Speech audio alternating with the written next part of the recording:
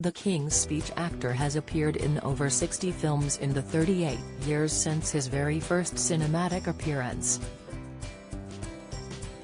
Since then he's garnered millions along the way, with his earnings fueling his pricey car collection. According to CA Knowledge, the 62-year-old is worth an estimated $32 million, £27. 5 million. While he's been earning millions, the Kingsman actor has invested a large portion of his wealth into his car collection. According to CA Knowledge, the collection now includes a recently purchased Bugatti Divo, worth roughly $7 million, £6 million. Alongside that is an Audi A6 worth $120,000, £103,000, and a Bentley Continental GT priced at $900,000, £775,000. The actor also owns a Porsche, Lexus and a Jaguar. Firth first appeared on screen as Tommy Judd in the film Another Country in 1984, after starring in the stage production the year before. He started taking an interest in acting at the age of 10, attending drama workshops for years, and officially decided on his career at 14. As the Mamma Mia actor was entirely academically inclined, he moved to London after his sixth form years to join the National Youth Theatre. Surprisingly, Firth didn't get a spot on stage at first, working in the wardrobe department at the National Theatre. When he finally appeared in front of an audience, Firth was spotted by a playwright who cast him in a stage production of Another Country.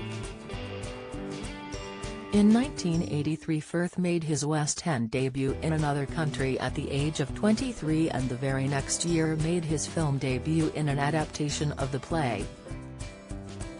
Around this time, in Hollywood, the rise of the Brat Pack was starting, with stars like Emilio Estevez, Rob Lowe, and Robert Downey Jr., whose antics garnered the group more infamy than their films.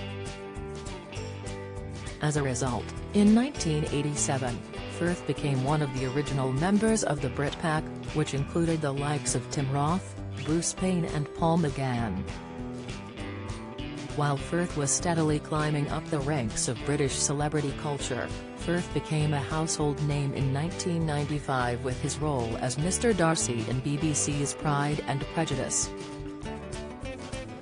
A writer on the show, Andrew Davis, told the Sunday Times that he was initially doubtful that Firth would get the role as he didn't have the correct aesthetic for the character, noting, "I never saw him as a Darcy." Don't miss, even Firth's own family wasn't sure he was the right choice for the role, according to the making of Pride and Prejudice. Firth's aunt reportedly asked him to turn down the role as she had adored the Jane Austen novel and didn't want him to ruin the image she had of Darcy she'd had in her mind since she was in school.